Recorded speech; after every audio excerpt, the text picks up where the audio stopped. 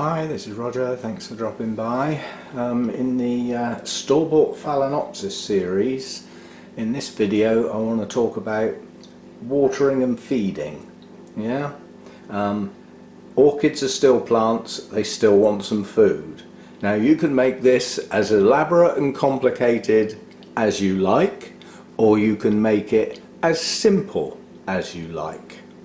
Now before I moved down here I had orchids around the house, but I was an IT consultant, so I was away from home quite frequently and there was no one else in the house, so the plants just got ignored. Yeah, and often they'd be absolutely bone dry when I came home. And how did I water them? I put them under the tap. In the main they lived. I won't say they did well, but they survived. Some of them even bloomed again. But tap water is not ideal for orchids. Some tap water is great, but you probably don't know how good your tap water is, or how bad in some cases. The easy way to think about it is, does your kettle fur up? Because if it does, your water's hard and it won't be very good for your orchids. If, however, you go in the shower and use the tiniest amount of soap and spend the next 3 days trying to rinse it off, you've got very soft water, and that will be fine for your orchids. Yeah, for these type of orchids. I better rephrase that slightly. I'm trying to aim this at people growing some orchids in the home. A few up to some, I won't say hundreds, yeah, but it is geared up at the relative newcomer to orchids who've got one or two and are just getting going and thinking about looking after them. So I don't want to go mad on this subject. Trust me, I could, but I won't. So you probably won't know how good your tap water is, but like I said, if it's very soft water, then you only use tiny bits of shampoo and tiny little bits of shower gel and then spend ages trying to rinse it off, because it won't, because the water's soft. If your kettle furs up frequently and you have to keep descaling it, you've got hard water, and that isn't very good for orchids. Where I used to live and use tap water, my water was about in the middle, so it wasn't ideal for my orchids, but for these mass-produced Phalaenopsis, it's not going to kill them. They won't do as well as they could do, but they'll live. They'll probably do okay, just okay, not great, if you see what I mean. So, right, that's water out the way. If you've got rainwater lying around because you use it for your garden or for anything like that, then use the rainwater on your orchids. Yeah, it'll be relatively pure and good for orchids. So if you've got it, use it. If you haven't got it, perhaps you could think about collecting some. You know, by various devious means, but just try and collect some and store it. If you're going to store rainwater, store it dark. Don't leave it in an open top container. You'll get all sorts of bugs laying their eggs in there and living in it, and then you're going to pour them all over your orchids, so not ideal. But rainwater's good stuff. Yeah, that'll be good. Now I use reverse osmosis water because I could never collect anywhere near enough rainwater to deal with my nearly 250 orchids that I've got. That's a different ball game. We're not aiming at that sort of audience at the moment. Okay, so that's a bit about water. The next thing to worry about is feeding your orchids. They will need some food.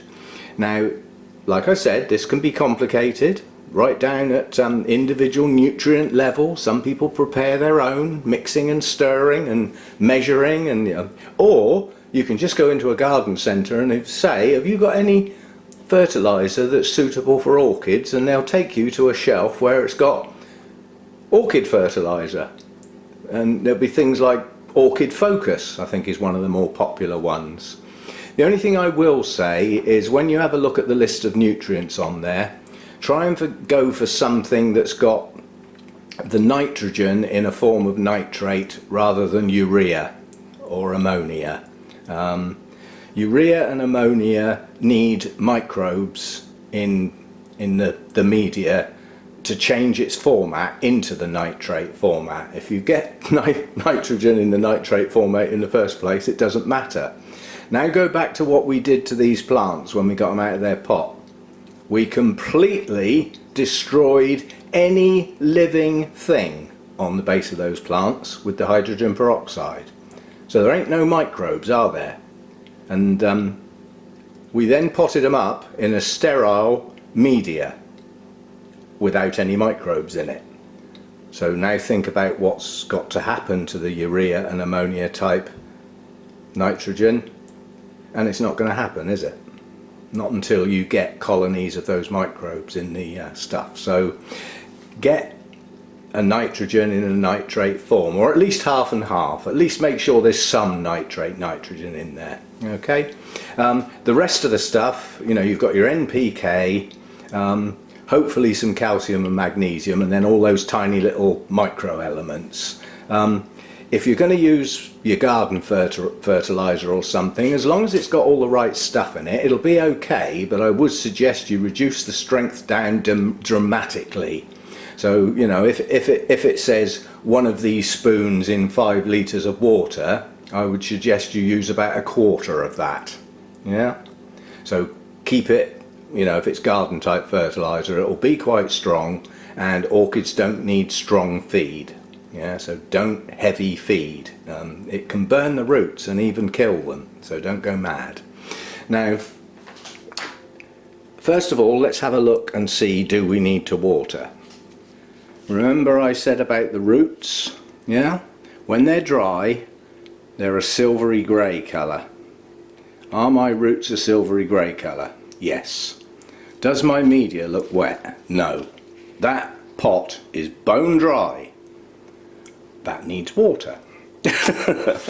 Let's have a look at the other two, just to sort of emphasize. Yeah, we've still got a little bit of green on one of the roots, but not enough to say that that plant's hydrated. Yeah, this plant is bone dry. Yeah, see the colour of the roots, whitish grey. So again, bone dry. And the last one, bone dry. Yeah, so it needs water. Yeah, right, so that's the decision. Does it need water or not? Are the roots dry? Does the media look dry? Is the pot really lightweight? And quite honestly, if you've only got a few orchids, you'll get used to that quite quickly. You'll get used to picking up the pot, and the weight of it will tell you whether it's dry or still wet. Because obviously if it's going to hold some water, the water weighs something and the pot will be heavier when it's wet. So anyway, these three need watering, and I need 2 hands, so I'm just going to set the tripod up. Okay, now this is a glass bowl. This is the bottom half of a halogen oven, a light oven, yeah, which is capable of going up to about 280 degrees centigrade. And that allows me to pour boiling water in it, give it a swirl round and sterilise it.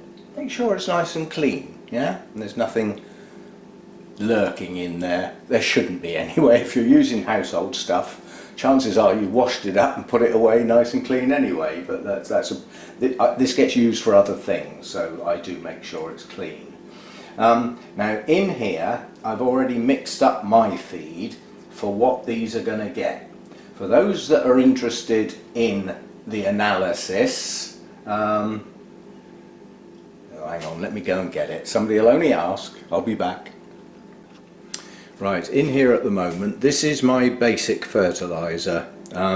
You can't really get this in England, this comes from the States. Nonetheless, it's still just a fertiliser. It's got the NPK on it, and it's got calcium and magnesium, and then all those funny little bits sticking out the bottom. Yeah? So that's its basic analysis up here at the high level. So you've got 13% nitrogen, and you notice my nitrogen is nearly all nitrate. Yeah, so it's immediately available for the plants, makes them grow. It's good stuff. And then you've got the P, which is phosphorus, and then you've got the K value, which is potassium. So that's the NPK. That should be on every single fertiliser you buy in the UK. It's the law. If you want to call it fertiliser, it has to have that.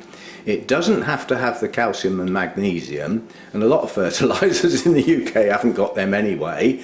And do you know why they're not there? Because they're expecting that fertiliser to be used with tap water, and tap water has got some calcium and magnesium in it, so they don't add it. Makes it cheaper for them. Cheapskates. But because I'm using pure water, those elements are not there, and if you use rainwater, they're not there. So you want to make sure, depending on your water type, that you've got those in there by hook or by crook. And then all these funny little ones down here with tiny little values, some of which are not even fully understood yet, they need to be there. They're called the trace elements. So if you've got a fertiliser that's got NPK on it plus trace elements, that's what they're on about, those little bits down there. So that's my basic feed. Yeah, as I say, it comes from the States. It's endearingly known as the MSU formula because it was formulated by the Michigan State University, MSU, with lots and lots of experiments using orchids. So this was devised for orchids. Yeah, so it's got some of that in there. Now we're getting a bit more technical. It's also got some of that in there, and that is calcium nitrate. So that's a dosing up the calcium value, and that's also got nitrogen in it. So I've increased the calcium and the nitrogen value of my normal feed. The reason for that is these little beauties left the nursery, yeah, and I doubt if they've seen any food since. Who would have fed them? You know, they went to an auction hall. You know, this is like a warehouse. This is big stuff. People are buying as many as tens of thousands of orchids for a chain of supermarkets and things like that. This is big scale stuff. I doubt if anybody bothered feeding them there because it would have cost them money. They may, if the plants were lucky, had some water chucked on them of nondescript, unknown, and then they would have probably been transported to a holding area. I doubt if they got any water there, or definitely didn't get any feed. And then they possibly arrived at the place where I bought them from. And they probably didn't get fed anyway, there anyway. They may have got some water, you know, because if they don't water them, then they're going to die, and then they've lost money. But that's probably about as much as they've ever had. So these are probably in a state of starvation. So they've got quite a high level of feed, and this is their first watering since their repot. Yeah, I said I wanted the roots to totally dry, and now what they'll do, because they're not hydrated anymore, is when I pour the water with the feed in there, it's going to go straight into the plant. Remember I said the roots are covered in velamen and it works like a sponge? But when it's dry, it really works like a sponge. Yeah, so if you want to get technical, I measure my level of feed with a meter. Most people who grow some orchids in the home are not going to mess about with something like that. So follow the instructions on the packet. Do what it says on the tin. But if it's a garden type fertiliser, cut it right back. Cut that strength right back. It will be too strong. Yeah, trust me. So that's called a TDS meter. That measures the total dissolved solids or salts, or as I call it, stuff, because it won't tell you what's in the water, just how strong it is. Yeah, and I also use a pH meter which measures the acidity of the water. I do all this because I've got hundreds of orchids, and some of them are a bit delicate, some are greedy tykes, and I need to know what's going on in there. But for these store-bought Phalaenopsis, you really don't need to muck about with all that. As I said, I had some that lived quite a long time and bloomed with just getting run under the tap. Rainwater if you can. Now, the principle of watering this type of orchid, notice it, like I said, it's in bark. There's nearly as much air in that pot as there is bark and roots. There's a huge amount of airspace in there. And I did mention that when you water one of these, whatever you pour in there, the majority of it's going to come straight out the bottom of the pot. Now, in theory you should not reuse water, but with 250 orchids I can't afford not to. So, bone dry roots, bone dry media. Don't do this, will you? Don't pussyfoot around. Don't dribble. That's not going to water that plant. That's going to water the plant. Get it in there. And do it again. Keep doing it until you know that every part of that pot is soaking wet.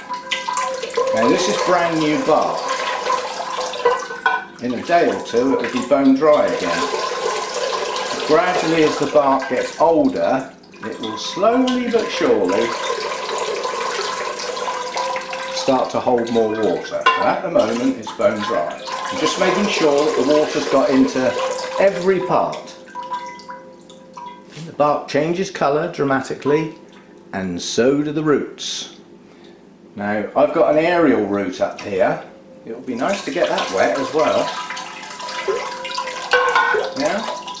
So if you can, do your aerial roots. And then what you need to do is put it somewhere to drain. So I'm just going to put it on the draining board. It's all in the name, you know. Notice I didn't put it back in its tray. That'll carry on dripping for a while and I'd end up with a tray full of water. And if I put the plant straight back where I keep it and walk away, I possibly wouldn't notice the actual amount of water that would build up in the tray. And we don't want that. We want it all to run out the bottom. Right, next one then. Bone dry, absolutely bone dry. Excuse the racket, glass on glass. Let's get it wet. And the harder you pour the water in, the more it will fill up every single crack and crook and cranny and crack and stuff places. Now there's something else that happens when you do this. This is a very open mix, so not so much.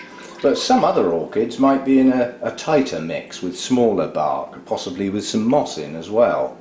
And orchid roots, we keep saying they need air around them. They actually need oxygen. Oxygen is in the air, yes? So when you pour the water through, yeah, it pushes out everything that was in the pot with the water and sucks in new stuff. So it refreshes the air in the pot. These things just happen. You don't even need to know that, really. Okay, so that's that one soaking wet.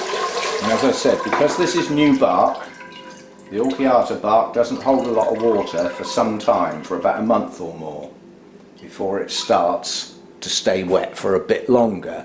So try not to use a calendar to water your plants. Use your eyes.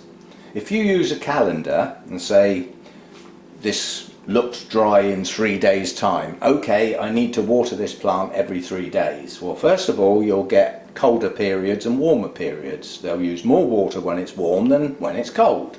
And these shouldn't get cold anyway, but you know what I mean. Water evaporates better with heat. So, you've decided that I watered my plant, it dried out in 3 days, I'm going to water it every 3 days. In a month's time, in 3 days, it'll still be wet. Now I'll say this, I don't believe you can over-water an orchid, but what you can do is water it too often. Let it dry in between. It ain't gonna die. Far more orchids die from staying wet when they shouldn't do, especially if temperatures are lower, than will ever die through lack of water. I know people out in the States that have said, I'm worried about my orchids, I'm going away for 2 weeks and I haven't got anybody to water them. And they're not all dead when they get home. Some of them don't look too clever, but... Okay, so we've totally soaked those. And we've now given them a pretty good feed. You can now see the roots have gone green. Yeah? So that's that. There's a quicker way of doing that. If you've got a container that's deep enough, you can stand the pot in it and let it soak. The problem with that is, if the water comes up above the top of the pot, all your bark will float out. You've got to put it all back in again. So that's watering and a bit about feeding. As I said, those have just been put to one side to drain now. What else should I say? With these plants, especially in the home, don't get water in here. It's called the crown of the plant. Don't get water in there. If you do inadvertently chuck some water in there, get a bit of kitchen towel or something and just dab it and soak it up and dry it off. Now in my environment it wouldn't matter so much because I've got such huge big air circulating fans and higher temperatures. It would evaporate before it could do any harm. But water sitting in there can start collecting pathogens and bacteria, and they can cause rot in the crown of the plant. And if the crown of this type of plant, monopodial, single stem, yeah, if the crown goes, you've lost your plant because it now hasn't got a place to grow any new leaves from. So it is quite important. Don't get water in there. It's just a safety precaution, just don't do it. And if you don't do it, you can't cause any problems. Getting a bit of water down here doesn't matter quite so much. It's going to evaporate. In your home environment, you won't have the sort of humidity I've got in the grow room. A home with 75% humidity would probably have green walls, green curtains and green carpets, because the normal house environment doesn't get up that high. These plants like a bit of humidity around them.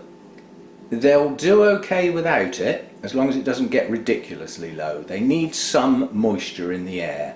And the easy way to do that is to get some sort of tray with some pebbles or something in and keep some water in the tray. But don't stand the pot in the water. I don't know how many times I'm going to say that, but like I use these drip trays, that's finished dripping now. So I could stand that on a tray of pebbles and this bit's dry. That would be okay, yeah? But don't stand the pot in water. Let's put it back to drain. So a little bit of extra humidity is good. Another way of getting humidity around your plants is the community effect, where you've got other plants around and a cluster of plants together, like some ferns or some other types of plants, where there's other pots that are evaporating all at the same time, yeah? And that'll help with the humidity.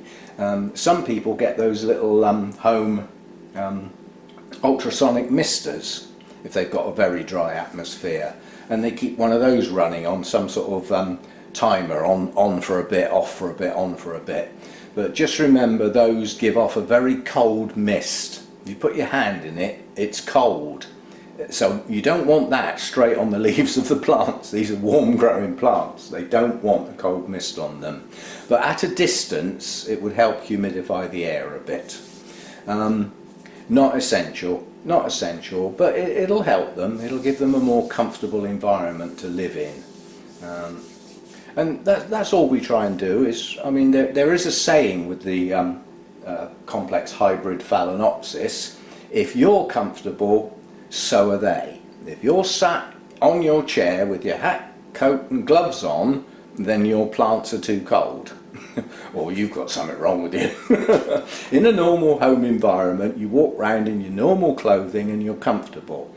And if you are, the chances are those plants are. If you want a temperature range for them, they shouldn't really drop down below 18.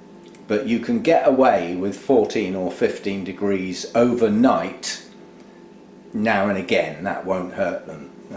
But ideally 15-16 degrees minimum at night, and daytime your normal household temperatures, whatever that is, 21 to 23. And if you're in a hot period, you might be up 26, 27 in your house. Great, they like the warmth, yeah? So there we go. That's a little bit on watering and feeding. But as I said, when you're going to water one of these, don't muck about dribbling. Soak it, absolutely soak it, and then wait for it to be dry again, however long that takes. This will be dry, I suspect, within 3 days, possibly 4, and that will be weather dependent, because this time of year there's no heating on in the house, so if it's a much warmer day outside, sun will come in through the glass, it will be warmer inside too.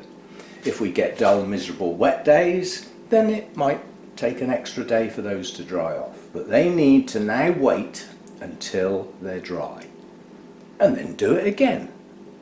Should you feed every time you water them? No. Every now and again you should use clean water, and the idea is that if there's any build up of feed in the pot that hasn't been used, you wash it out, then you start fresh again. Yeah? It's called an accumulation of salts, the salts being just a word for unused nutrients, basically, unused feed. Yeah? So every now and again give them a good wash out. Water them as though it was your normal watering, but without any feed in there at all. It's called a flush. Just give them a good flush every now and again.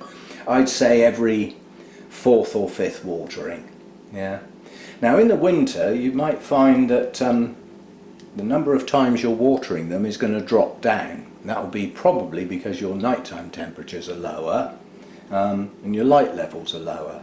Now these don't need a lot of light, but they need some. They won't grow in the dark.